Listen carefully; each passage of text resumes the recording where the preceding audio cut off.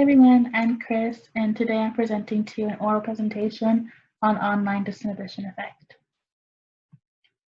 So for starters, I wanted to get into why I chose online disinhibition effect.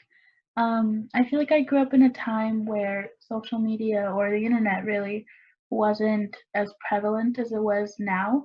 So I was able to kind of grow with it. And with growing with it, there was new additions like social media, and with social media comes a lot of different things. And Alex Envision effect really relates to social media specifically because it has to do a lot with how personas are and how you yourself are online versus real life. And also, when I was going through several different options for what I was going to be presenting on, I did find that I knew what online disinhibition effect was. I just never had the actual name for it. So I did find it a little bit easier to understand, as well as I knew some really good examples that I could use for explaining it. So Online disinhibition effect. So John Soler, who has a PhD and specializes in studying the behavior of people online, has written this article explaining and defining different aspects of online disinhibition effect. There are two different disinhibitions that play a role in online disinhibition effect. There's benign disinhibition and toxic disinhibition. Benign disinhibition, people often show kindness and generosity, as well as revealing emotions, fears, and wishes that aren't openly expressed offline. Toxic disinhibition, however, shows rude language, criticism, hatred, and threats, and it's often done anonymously or in large groups attacking one specific group or person. In the first article, the benign online disinhibition effect is actually a second part to an earlier article talking about toxic online disinhibition. So it was designed as a continuation of an earlier study conducted on the toxic effects of online disinhibition. It discusses anonymity and invisibility and lack of eye contact. It begins by defining anonymity as a major determinant of disinhibited behavior. It refers to the condition of being unknown to others in terms of staying incognito to avoid personal identification. It also discusses the use of online groups and how participants and interactions can affect participants involved in these discussions, whether it be toxic or benign. In this article, it also discusses how people in groups or forums can kind of persuade each other into doing or saying certain things, which can lead to a term called cybermobbing, which is where large groups or communities attack or patronize certain people due to different things they disagree on. I owe them an explanation and an apology. I owe everybody an explanation, but most importantly, I owe two important people an apology. So sorry, you guys. I don't expect to be forgiven. I'm simply here to apologize. So the video just shown was a response to cancel culture. It is a bunch of influencers who are apologizing online. This is usually done due to harassment, not necessarily because they apologize themselves, but because they're being canceled, which is a term used especially in social media where they attack one person online. In the second article titled Effects of Anonymity, Invisibility, and Lack of Eye Contact, their goal was to see how 142 participants who engaged in anonymity, invisibility, and lack of eye contact behavior online would show aggression or flaming behaviors. So in the results, they actually found that because of the lack of eye contact and the whole anonymity process, people are more likely to engage in harsh behavior because they see no repercussions of it because no one actually knows who's saying what they're saying. The ways in which they tested the flaming behavior was through textual analysis. This was from expressions in swear words, derogatory names, use of symbols and punctuation marks conveying hostility or aggression. This seemed to be a result of the assurance that anonymity was guaranteed. It assigned participants random aliases with no further identification. The evidence in this article often reminded me of the term trolling, which is when people go online and they use anonymous accounts with no identifiers to say things that are controversial or their honest opinions, which cause a lot of controversy. This kind of harassment is often found in social media accounts like Twitter, Instagram, YouTube. People leave a lot of harassment or comments on these profiles.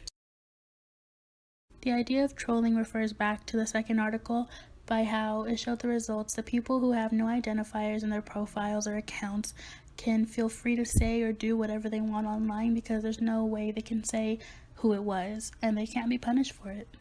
In the third article, The Effects of Anonymity on Self-Disclosure in Blogs, it discusses the personalities of 154 personal journal blogs, where it compares the breadth, depth, and self-disclosure in each blog entry, while also comparing how much these people shared about their personal selves, whether it be their name or visual identifications.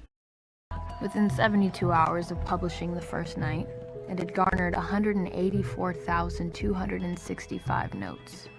And 3 weeks later, Kat had amassed over 53,000 followers. She had become extremely popular online. No one in real life knew that she was famous. The video just shown is of Kat from Euphoria, which is a show on HBO. It shows how she has an online persona in her blog, which is loved and idolized through fans, but yet in person, she's not necessarily seen as a popular individual. This relates to the third article on how people could feel more confident online due to anonymity. Cybermobbing, trolling, and anonymity in blogs and self-disclosure are just a few examples of how online disinhibition affects many different people. It doesn't matter if it's benign or toxic, it's an actual thing that many people face day to day due to anonymity and self-expression, and it can affect other people's lives, whether they're the ones who are being negatively affected in toxic disinhibition or positively affected in benign disinhibition. Okay, so to discuss some of the obstacles I faced while creating the video, I mean, there's the obvious one of the whole Corona situation, but to get more into my actual obstacles, there was editing and condensing information. So editing, I have not edited a video in about 10 years. I did go to like some media school in middle school, but I don't remember anything from it. So I have to thank my little sister for definitely helping me with that. She is a genius when it comes to this, so she really guided me in creating the video and adding transitions. Another obstacle I faced was having to condense a lot of information. I get really nervous when I speak, and I get really nervous in presentations, apparently even online ones. So my speech just goes really, really quickly. So I had to try to talk slower, which I don't know if it really worked that well. But that was also another obstacle. And lastly, my last obstacle that I really faced was this topic was something that I was actually interested in. And the more I read about it and researched it, I found that articles that spoke about it, it had a lot of information that I could use. Not only that, but it also was interesting. So talking about it wasn't too difficult for me. And it was hard to condense everything to 5 minutes because, yes, I had 3 articles only, and I had 3 different types of sources to use. I did find it hard to make everything in such a short time frame. So what I learned. So I learned the official terms, is what I like to call it, the empirical terms. So again, I think I stated earlier that I really did have an understanding of online disinhibition effect without actually knowing the term for it. So that was my biggest thing. Also, knowing all the other terms like cyber mobbing or fire words, which was used in Article 2. Learning a lot of those things was something that was big for me. Also, I learned that it is really important to discuss this topic because a lot of people are losing touch of reality when they're engaged in online disinhibition effect. So to kind of go back to Article 2 where they discussed cyber mobbing, in the clips I showed, it showed influencers. Well, they're like YouTubers, but influencers, what they're called. And they were apologizing because their fans or people in society had found that they were doing something out of character. So these things that they found them for, they were usually done. It just really depends on what the topic was. I didn't go into every single video because a lot of them are very long. I just really looked up apologizing videos, and from what I gathered, they were apologizing for things that they did that their fans weren't expected to do. So it's important to not lose touch of reality and realize that people online are still people and they don't show you exactly every single thing of what they believe in or what they practice. So it's important to not take it too seriously. And also, people who engage in the cyber mobbing or the bullying online don't understand the full effects that they have on people. So people who are on the other end of it, who are getting bullied or getting affected by it, they really take that stuff home with them.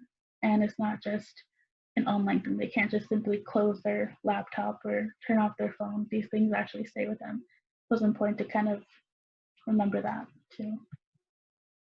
The surprising thing I found, again, I did mention how I was kind of aware of what online disinhibition effect was, but I was not very aware of the blog community. So in Article 3, with the reference I made with Kat from Euphoria, I thought blogs were basically like anonymous places you can kind of upload any kind of information you wanted to. And it was surprising to me that within the blog community, they found it easier that the more they displayed on who they were, that they were more comfortable sharing. So they were uploading their names and intimate details about themselves, like personal information of where they live, how they look, and that made them more confident in sharing more and more personal information rather than people who had an anonymous photo or a random name they chose. They were less inclined to share information. I found that really interesting. Not surprising, however, is anonymity with firewords. So I found that very obvious. So in Article 2 is where they discuss the analytics of the firewords. So what they did in that article is that they had numerous people basically go on an online account, and when they're on there, they were assigned completely different aliases. They had a different name, different age, different background, or basically different things you would put on a profile for social media. And that allowed them to really just stay and do whatever they wanted online without feeling they had any repercussions of it all. So I found that completely not surprising. I mean, if you give someone the opportunity to say or do whatever they want without being called out on it, it's kind of known that they will do it. So other real life experiences that I can kind of touch on a little bit, I guess, outside of the ones I showed, are cyber mobbing or bullying in school. So just to reiterate, cyber mobbing is when like a group of people attack one person or a certain community. And the mob example can also be seen in smaller platforms. So the example I gave was with influencers or YouTubers, where they have a public platform of thousands or millions of people they have to apologize to, and they're being attacked by thousands of people as well. And it can be touched on in a smaller group, so it could be in your school.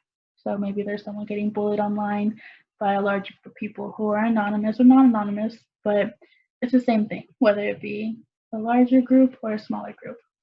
And then it also goes into bullying in school. So I know from my school in high school, I was in a weird time where social media was obviously very aware, like people were aware of it, but not everybody had it. So people were starting to get more and more into it. And I remember there was this huge thing they did where they would make a profile of the school that we were in, and then they would upload pictures of different people or classmates we had, or even faculty, and the comments or captions for these photos would just be really mean and derogatory, and it was really offensive to see, and it was pretty horrible. But because at the time they were anonymous, they had no there was no going back into who this person was, who created the profile, or people, because it could have been multiple people. There were no repercussions at all. Faculty couldn't really do anything because a lot of it was done outside of school hours, so it was kind of just left to fade away eventually. So in conclusion, online disinhibition effect is a complex thing, and it affects so many people, even if you don't realize it, whether it be you having a little more confidence to say certain things online, negative or positive. So that goes back into the benign or toxic disinhibition. It's important to not only share good qualities online, whether it be donating to charities or promoting certain things or being honest and being kind, but also carry that out from online to offline and do it in your everyday life as well. And don't shy away from expressing yourself only online, but do it in person. So yeah, I think it could really help the world if we take the positives out of it and leave the negatives completely offline as well. So thank you. Stay safe, guys.